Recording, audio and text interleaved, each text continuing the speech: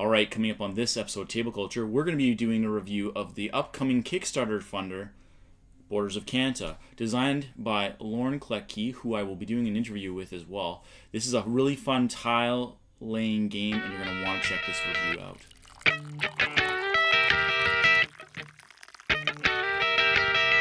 Alright, we're back for another episode of Table Culture. I'm Tim, and today we're talking about Borders of Kanta. This is a 2019 game that is being launched on Kickstarter in November 6th of 2018. It's going to be a really interesting Kickstarter because Lorne Kletke, the designer of this game, has put a lot of time and thought into Borders of Kanta, and to be honest, it is kind of a unique game because most tile-laying games feature the tile laying as sort of the entire function of the game or as sort of a secondary thing. What Borders of Kanta does is has it kind of as a mid-weight to light game, and the strategy really comes through the interactions of the tiles.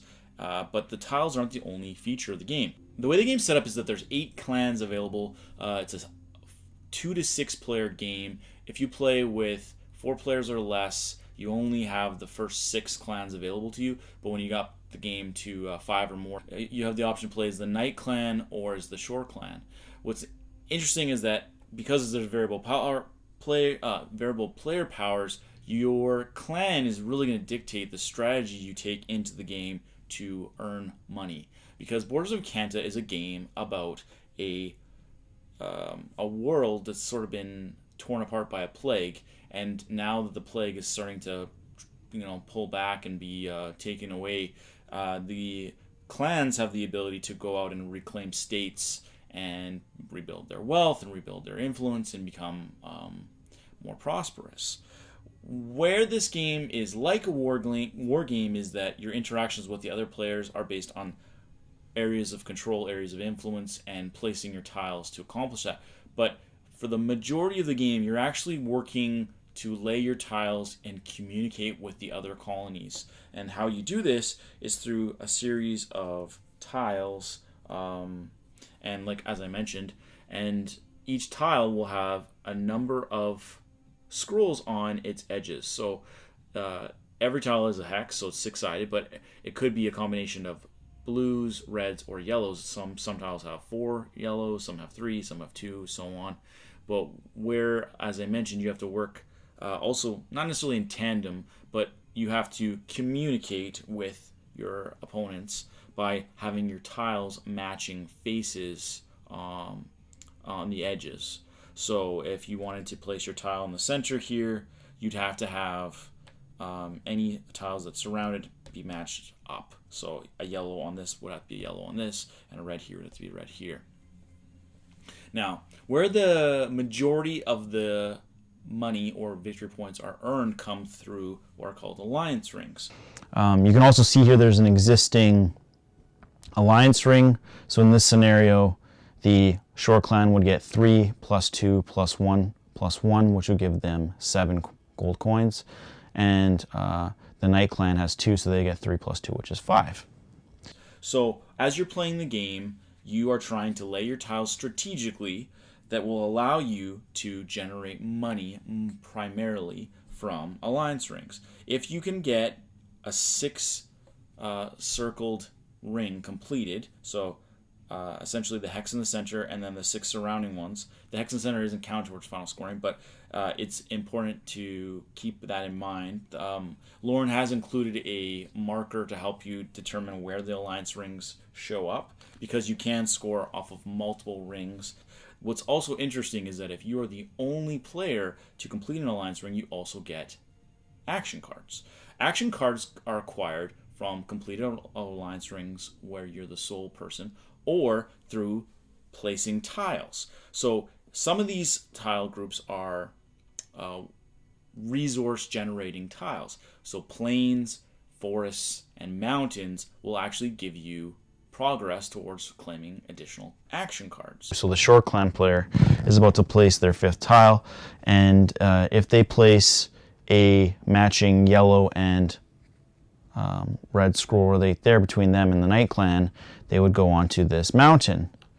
And while that happens, they actually move up another on the resource marker on the mountains, and then they score 3 cards. You can also buy cards for a cost of 4 gold.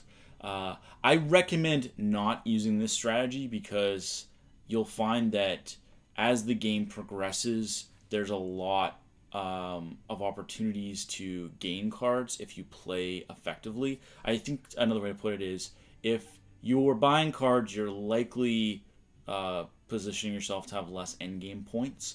That said, early game, there might be some opportunities where you have to take advantage of those buying card opportunities, but that's why it's available to you. Now, the cards themselves are represented by 6 types. There are interpreter cards, which allow you to take a scroll on your tile, and if it's mismatched with the surrounding tiles, you can convert it to whatever color you need. There's also a second type of interpreter card, which has 2 scrolls that can be matched. There are boat cards, which you would use to turn over lake tiles. Lake tiles can come in 3 different outcomes. First being just a plain lake. Second being 2-card bonus, which you just automatically take those 2 action cards. And the third being a plagued tile. So underneath the lake tile is a plagued tile. If you can defeat that plague, you get 5 gold. Now, plagues are defeated on plague tiles, which are represented by the beige tiles, or, like as I said, underneath lake tiles. If you can defeat a plague tile, you do it through the use of a medicine card. Medicine cards are really important for that reason, because under plague tiles you can get money, and under plagued lake tiles you get money as well.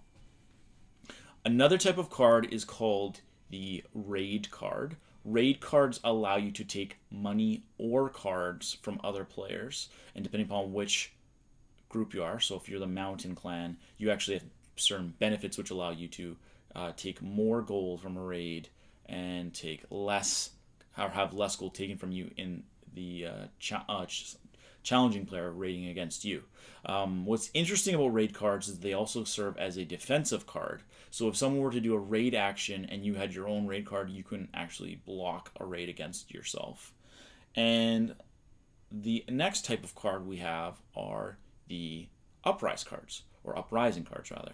So if you have an existing alliance ring or existing tiles on the board, you as the person using the uprising card can actually replace your opponent's tile with your own and gain any scoring conditions associated with that tile. So if someone has contributed to an alliance ring with that tile, or multiple alliance rings with that tile, whatever the value of that tile is as the last tile in the sequence for that alliance ring or associate alliance rings is the money that that player would have to give you as the person supplanting that council. One final card that I didn't mention yet, but it is important as well, is the alliance card. So if someone were to play an uprising, you have this card available to you. You can actually prevent an uprising against your card. What else can I say about this game? I think it initially reminds me a lot of similarly weighted games like Carcassonne and Settlers of Catan. And I know this is going to sound simple, but because it's such a open game in terms of understanding the mechanics of it and opening up to play it, but also visually it feels very similar. It's very bright. There is limited player interaction, but there's enough player interaction that you get a sense of take that elements, and you get a sense of trading and kind of working together, but not really. The variable player powers really help, I think, to make this game go from a light game to more of a midweight game. And surprisingly enough, I actually find it to be very similar to games like Santorini or Patchwork or Azul, in the sense that those are all tile placement games, but there's some depth to placing your tiles and figuring out where the outcome is that's most valuable to you as a player. Another thing that I really enjoy about Borders of Kanta is, while it's not obviously a war game, there's definitely intricacies here that challenge war game conventions.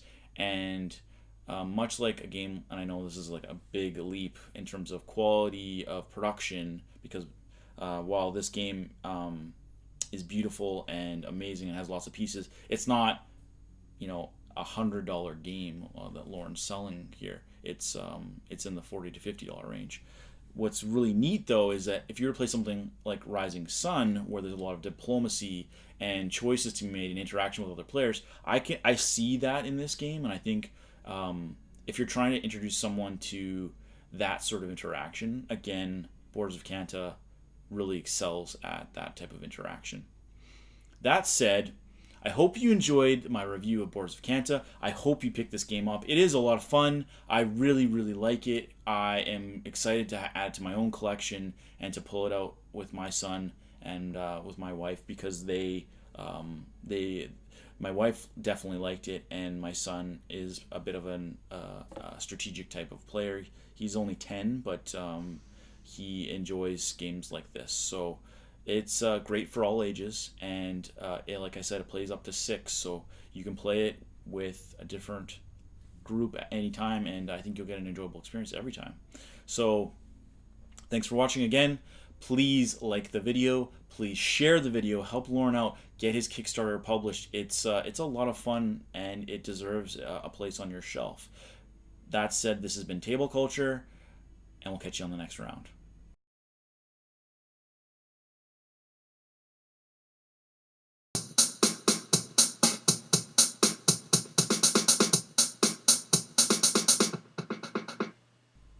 The 7th, 8th, and 9th are basically like lockdown days.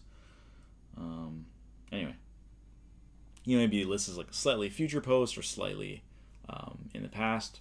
I'll either be married or just about to get married when this review comes out, which is pretty neat. Pretty neat.